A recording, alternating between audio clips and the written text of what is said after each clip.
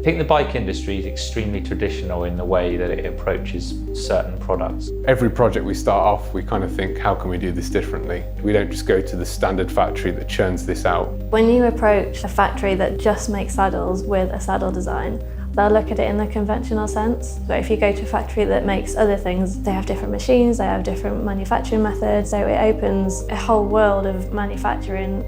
Fabric started about 6 years ago. The objective of the business was to bring real innovation to cycling products. I like to make lots of changes, do lots of iterations. If I'm trying to change the width or the shape or something like that, it meant that the designers had to go back and redraw it, and it took a long time, and that was holding us back. Fusion 360 solved that immediately. In Fusion 360, you can create this amazing amorphic shape right from the beginning. We can just drag and pull things on screen within 10 minutes. We see something in 3D and then send it to the 3D printer.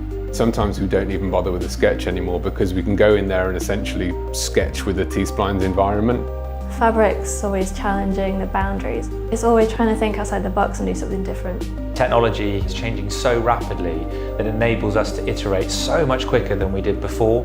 Fusion 360 is our go-to because it's just above and beyond what we can achieve in the other software.